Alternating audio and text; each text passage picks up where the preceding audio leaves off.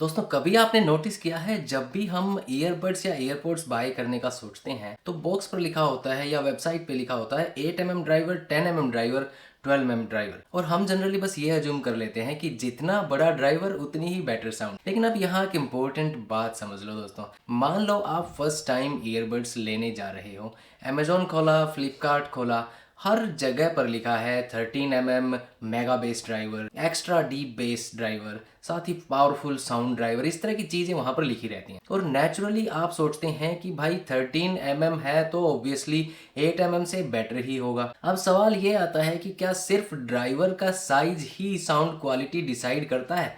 Actual में ऐसा नहीं है। चलो इसको एक सिंपल एग्जांपल से हम समझने की कोशिश करते हैं। सोचो आपका स्पीकर है और उसका साइज बड़ा है, लेकिन अगर उसका डिजाइन खराब हो या फिर उसकी ट्यूनिंग है वो वीक हो या मटेरियल क्वालिटी अच्छी ना हो, चीप मटेरियल हो, तो क्या ऑटोमेटिकली आपको उससे एक अच्छा साउंड मिलेगा? नहीं ना।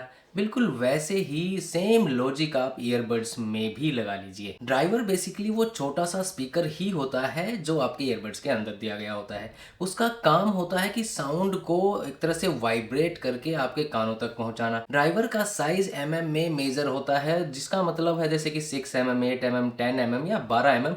ये बेसिकली देखा जाए तो बड़ा ड्राइवर ज्यादा हवा मूव कर सकता है, यही डिफरेंस होता है बेसिकली।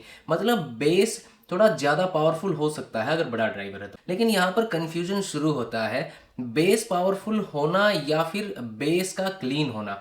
इन दोनों बातों में बहुत ज्यादा डिफरेंस है और इनको समझना जरूरी है। कई बार कंपनीज बड़ा ड्राइवर लगा देती हैं लेकिन ट्यूनिंग इतनी बेस हैवी कर देती हैं उस पर्टिकुलर ईयरपोड्स की कि आपके जो वोकल्स हैं वो दब जाते हैं। आपको लगता है कि वाह यार क्या धमाका बेस यहाँ पर दिया गया है, लेकिन 2 ही दिन में आपको फील होने लगेगा कि जो क्लैरिटी ऑफ वॉइस है, सॉन्ग की क्लैरिटी है, वो नहीं मिल रही, वोकल्स दब रही हैं। और मैं जेन्युइनली नहीं चाहता कि आप इस वजह से रेगरेट करें। अगर आप फर्स्ट टाइम बायर हो तो ये समझना बहुत ज्यादा जरूरी है कि छोटा driver is equal to always weak sound या फिर बड़ा driver is equal to always best sound. ये दोनों ही मिथ्स हैं, ऐसा कुछ भी नहीं है। अब थोड़ा प्रैक्टिकल बात करते हैं। तो अगर आप ईडीएम, पंजाबी ट्रैक्स या फिर बॉलीवुड पार्टी सॉन्ग्स सुनते हैं, यानी कि धूम धड़ाक थोड़ा पसंद करते हैं और आपको थोड़ा पंची बेस यहाँ पर सुनना अच्छा लगता है, तो 10 mm या 12 mm ड्राइवर जो होते हैं उसके ईयरपोड्स आपके लिए या ईयरबड्स आपके लिए काफ़ी अच्छे रहने वाले हैं, सेटिस्फाइंग रहने वाले हैं। लेकिन अगर आप पॉडकास्ट सुनते हो, क्लासिकल सुनते हो, लोफी सुनते हो या फिर नॉर्मल यूट्यूब वीडियोस देखते हो तो बैलेंस्ड ट्यूनिंग ज़्यादा इंपॉर्टेंट है। यहाँ 8 mm या 10 mm का वेल ट्यून ड्राइवर भी काफ़ी आपके लिए रहने वाला है। और इसी जगह लोग गलती भी कर देते हैं, मतलब सिर्फ साइज के हिसाब से सोचकर वो सिर्फ देख कर ही बाय कर लेते हैं। तो हम इसमें थोड़ा ऐड करते हैं। स्पेसिफिकेशन में ड्राइवर साइज लिखा होता है लेकिन कोई ये नहीं बताता कि एक्चुअल में जो ड्राइवर की डायनामिक है वो कैसी है, यानी कैसी डायनामिक्स है, उसका आर्मेचर कैसा है, ट्यूनिंग कैसी की गई है उसकी, और साउंड का जो सिग्नेचर है वो वी शेप्ड है या फिर बैलेंस्ड है। ये बहुत जरूरी है समझना दोस्तों। कभी कभी छोटा ड्राइवर भी बेटर कंट्रोल देता है दोस्तों।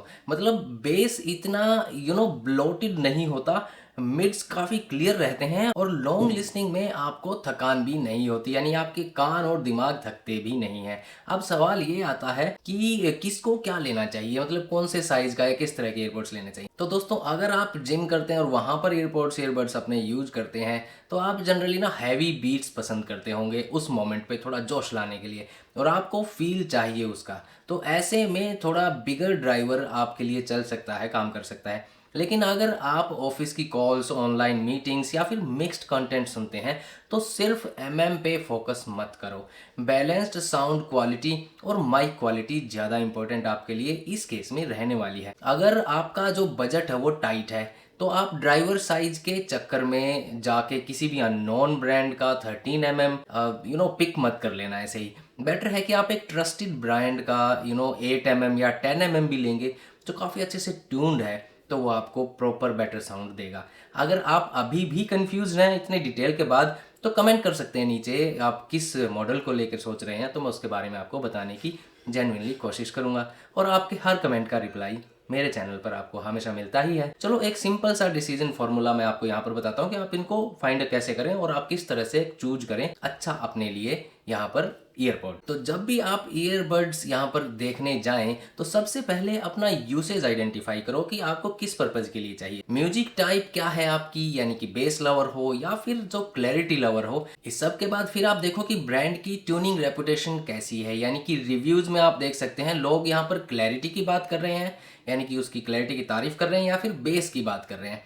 फिर आपको समझ में आएगा कि कौन से लेवल पर ये पर्टिकुलर एयरपोर्ट क्लैरिटी पे काम कर रहा है या बेस पर ज़्यादा काम कर रहा है। फिर आपको देखना चाहिए ड्राइवर का साइज, लेकिन उसको डिसाइडिंग फैक्टर की तरह आपको यूज नहीं करना है, आपको सिर्फ उसको एक सपोर्टिंग फैक्टर की तरह यूज करना है। और लास्ट में आपको देखना है प्राइस जस्टिफाई हो रहा है या सिर्फ मार्केटिंग हाइप ही है उस पर्टिकुलर मॉडल की। ये 4 स्टेप्स आप फॉलो करोगे ना तो 90% गलत डिसीजन अवॉइड हो जाएंगे ऑटोमेटिकली। आपको एक अच्छा पिक करने में यहाँ पर ऑप्शन मिलेगा, चांस मिलेगा। मैं पर्सनली हमेशा कहता हूँ कि आप सेफ बैलेंस्ड ऑप्शन पर ही जाने की कोशिश करें, किसी भी तरह के रैंडम बाइंग के लिए ना जाएं। अगर आप फर्स्ट टाइम बायर हो तो ओवर बेस आपको थोड़ी एक्साइटिंग लग सकती है, लेकिन लॉन्ग टर्म में इरिटेटिंग हो जाता है, ओवर बेस आपको पसंद नहीं आएगा। और हाँ, अगर आप मेरे डिस्क्रिप्शन वाले लिंक से बाय करेंगे यहाँ पर तो आपको प्राइस सेम ही रहने वाला है, डायरेक्ट बाय करें या डिस्क्रिप्शन लिंक से।